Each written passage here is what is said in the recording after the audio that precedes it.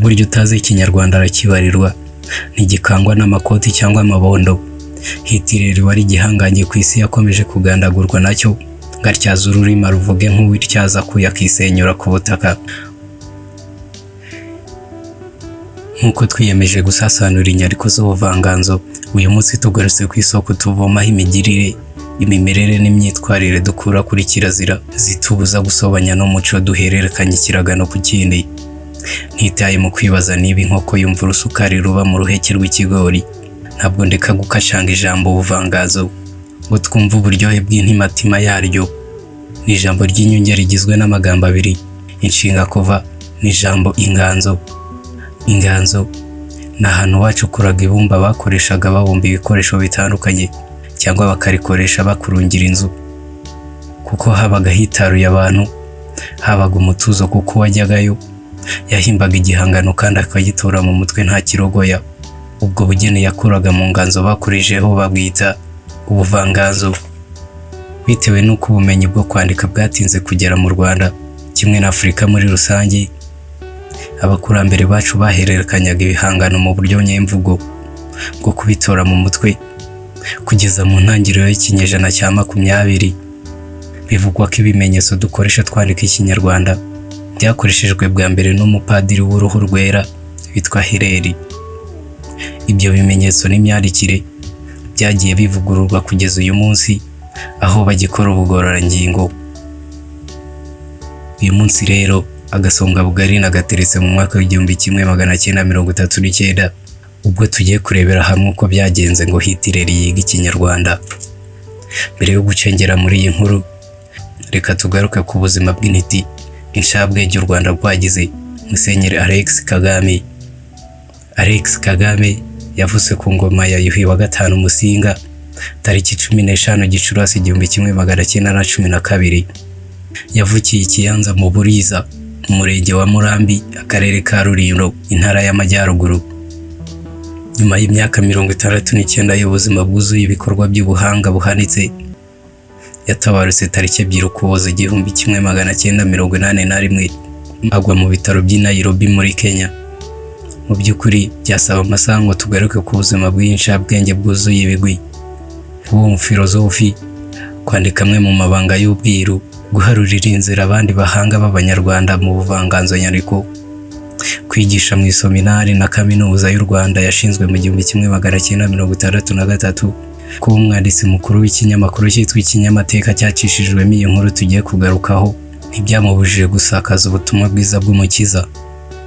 Bimwe mu bihangano yanditse harimo La philosophie de Bantu des lettres, Inganji Karinga yanditse mu 1943, Isoko y'Amajyambere yasohotse mu 1949 kugeza mu 1951, La poésie dynastique au Rwanda yasohotse mu 1951, Introduction au grand genre lyrique de l'ancien Rwanda yasohotse mu 1969, La philosophie bantu comparée yasohotse mu 1976, Umuririmbyi wa Nyiribiremwa cyasohotse mu 1950, Matabara y'I Burayi cyasohotse mu 1938 kugeza 1939, Umwaduko w'Abazungu muri Afurika yo hagati cyasohotse mu 1947, n'Indyohesha birayi tuzagarukaho mu biganiro bitaha.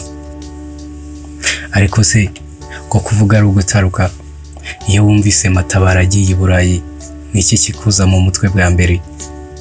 Njye namubonaga mu shusho y'umusore w'imyaka 25, ufite buce ngende ku rutugu, ishati iriho amakashi, ipantaro y'ikigina na bodaboda zahengamye, kandi afite imyate ku bitsi, ahagaze kuri feruje zo ku Muhima ashaka kwambuka ngo yerekeze kwa Makuza. Ahari umenye iyi shusho yaratewe n'inkuru ya Migambi nasomye, ubwo yavaga mu cyaro agiye kureba nyirarume mu mujyi, yagera kuri feruje agashoberwa. Ntabatindiye rero, reka dutangire iyi nkuru.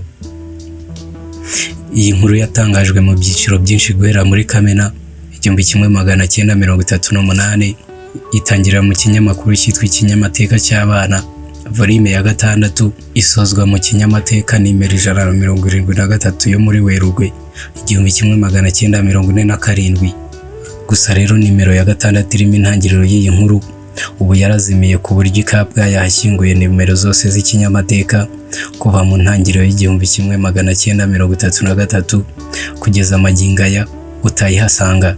Nyamara mu gitabo Nsengimana yanditse mu 1987 ku rupapuro rwa 87 yigeze kuyifashisha itarazimira, atubwira ko itangira amatabara ari umuboyi w'abapadiri kuri misiyoni ya Kabgayi.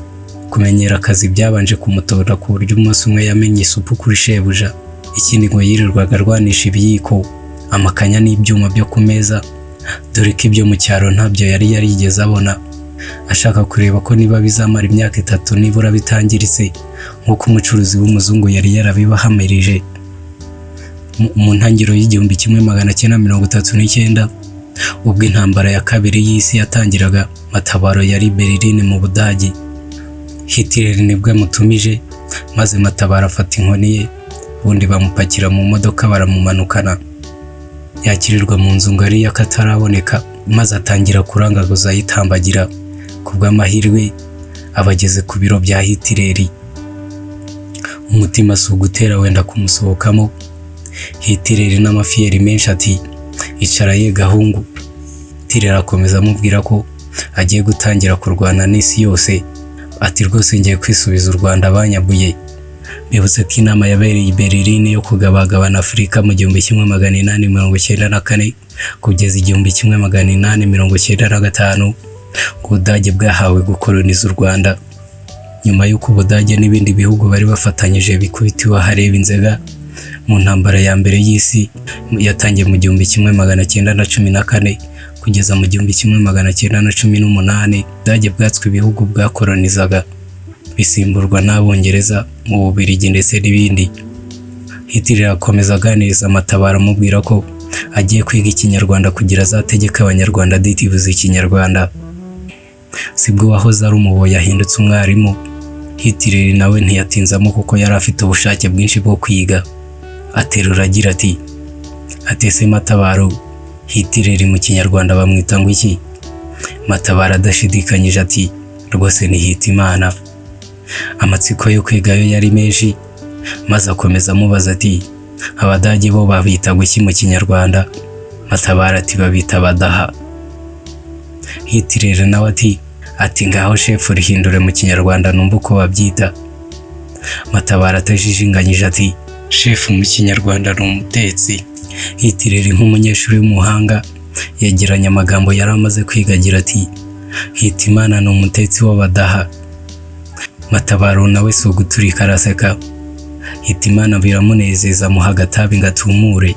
Uburyo utazi ikinyarwanda arakibarirwa, ntigikangwa n'amakoti cyangwa amabondo. Hitler wari igihangange ku isi yakomeje kugandagurwa nacyo, ngatyaza ururimi ruvuge nk'uwityaza kuya akisenyura ku butaka. Matabaro nawe si ukugagiza icyo gihanganye ati nta muntu wigeze uvuga ikinyarwanda nkawe. Maze Hitler afata ku rutugu rwa Matabaro kanda. Matabaro ati kanda gakenya kugira Imana, dore urwo ni urutugu rw'umunyafurika rwatwaye amakoro rutavaho rugukomeretsa. Si ugushishikazwa no kwiga ikinyarwanda gusa, ahubwo yashakaga no kumenya u Rwanda rwa gihanga. Matabaro nawe si ukurumuratira karahava, ati u Rwanda rufite ibiyaga, ibirunga, imisozi usanga irishaho inyambo. Hitimana nawe ati nimara gutsinda nzahita nigarurira izo nyambo. Matabaro yungamo ati kandi n'Abanyarwanda bubaha Imana kubi, banubatse kiliziya nini cyane. Ibyo birakaza Hitimana arahira kazahita zisenya zikavaho. Matabaro ati kuyavuga siko kuyamara, maze birakaza Hitler agira ati wanyane yimbwa we. Matabaro kumutuka biramubabaza, maze mu mutima agira ati kandi ibi nibyo byatumye Rukara yirenza Rugigana. Maze Matabaro yaturagira ati nunkoraho umutwe ndawumenesha ikibuno cy'uyu mutaka nitwaje. Hitler ahamagara abasirikare be, maze Matabaro babamuteye kuwa Kajwiga.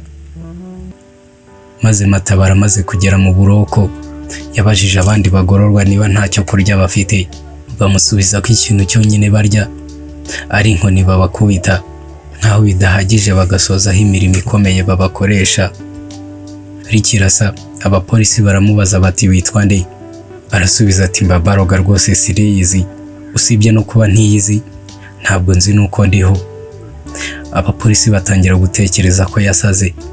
Matabaro akomeza ati twavuze turi impanga yanjye twarasaga nk'inowe ku buryo umwe yakoraga ikosa bagakubita undi bamwitiranyije n'undi. Umunsi umwe tujya koga ku mugezi, umwe muri twarorohama, nta muntu n'umwe iwacu wamenye wapfuye. Abapolisi bumvise iyo nkuru bati uyu yataye umutwe si muzima. Baheraho bamuhambura iminyururu yari aziritse, ntibamukoresha imirimo ivunanye nk'abandi, akirirwa azenguruka aho ngaho bari bamufungiye. Gusa uko inzara yagendaga imutema amara niko ubwenge yavukanye bwagendaga bwiyongera. Burya ngo vuga yimbwa impanuka ihiye. Umupolisi wari uyoboye iyo gereza witwa Prowse yahamagaye Matabaro amutegeka kuzajya atembereza imbwa ye yitwa Jaggy. Sibwo Matabaro asohotse igipangu maze abaza umugabo witambukiraga nibaza aho urugo rwa Prowse ruherereye. Amutungira urutoki. Matabaro na Jaggy isuku yabangira ingata no ku marembo ngo ba. Ku marembo ahasanga umuboyi ati njyewe ndi umuntu wa Prowse rwose kuko nawe urabibona yantije imbwa ye ngo dutemberane. Rero ntagiye muri rwinshi yakuntumyeho kandi ibyo yantumye ni ibanga rikomeye. Databuja ashaka guha inshuti ze inzoga ikwiye abagabo bo ku rwego rwe ndetse n'ibyo kurya bihagije, kandi ukabigira ibanga kuko Prowse ntashaka ko umugore we abimenya. Umuboyi yenda inkangara nziza atangira gupakiramo ibyo kurya, ashyiramo inyama z'imiranzi, imigati, foromaji, sosisi cyangwa sosiso. Arangije yorosaho amacupa y'inzoga, ubundi arambikaho umutemeri. Matabaro abangatura ya nkangara no ku mutwe ngo ba. Ageze hafi ya gereza yihina mu gihuru, apfundura ya nkangara, ubundi si ugutemagura bishyira kera. Ibondo rimaze kweguka yibuka izindi mfungwa ngenzi ze zidaheruka gukoza akantu ku munwa. Yegura ibyo yarasigaje, ubundi ashyira nzira. Ageze hafi y'umuryango wa gereza abona binjira bose barabasaka kugeza mu gifu, kandi nta yindi nzira yashoboraga kunyuramo usibye ku muryango. Matabaro aca akabogi kuko iyo yabaga ahagaze ubwenge bwabaga bugufi, atekereza amayeri yose ashoboka. Afata ibyari biri muri ya nkangara bihisha mu gihuru, arangije afata Jaggy kubita mu nkangara, ubundi arikorera yerekeza ku muryango. Abapolisi bari baharinze baramuhagarika, ababwira ko harimo imbwa ya Prowse ko yayishyizemo nyuma y'uko imutesheje umutwe. Bati fungura turebe ikirimo. Agifungura yikubita urwara, ubundi yikoza mu biciri yirukanka. Ageze mu gihuru apakiramo y'amafunguro yitinzaho gake, ubundi aragaruka. Nababujije gufungura inkangara none Jaggy iranshitse. Ngiye kubwira shobuja ko mwatumye imbwa yincika. Bati ntitwamukira ahubwo sigara hano tujye kuyishaka. Biruka bajya kuyishaka, ubundi nawe yinjira yemye ajya kubihisha aho barara, akubita agatwenge atako n'akanyarwanda da. Maze aragaruka ahagarara ku muryango.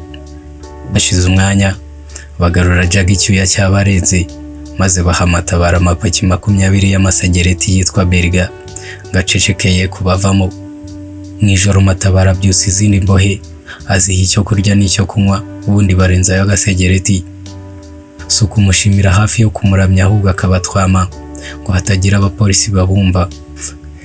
Kubw'amahirwe make ubwo umwanditsi yasubiraga kureba Matabaro ngo akomeza mubarira iyo nkuru y'ukuntu yafungiwe mu Budage, yasanze ka malariya kamuheje ku karago, ari gutengurwa bitavugwa.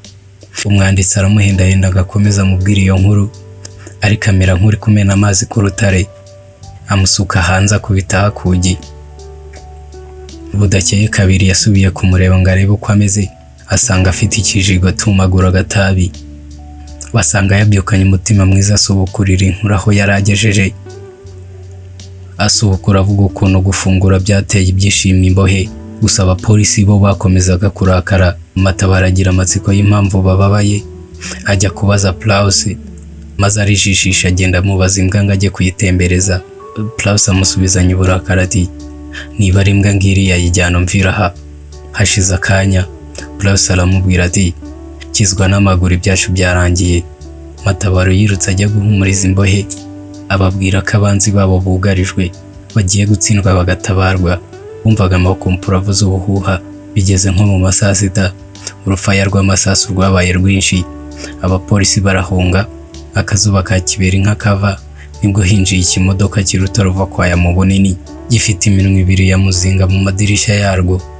Havuyemo abasirikare. Matabaro abona bambaye impuzankano nk'iy'abasirikare b'Ababiligi yabonaga mu Rwanda. Baba babakuye muri uko kuzimu. Matabaro yahise azinukwa amahanga. Hashize iminsi abona indege imugarura mu Rwanda. Matabaro asoza inkuru agira ati, ahubwo nzemera apfa aho gusubira mu mahanga.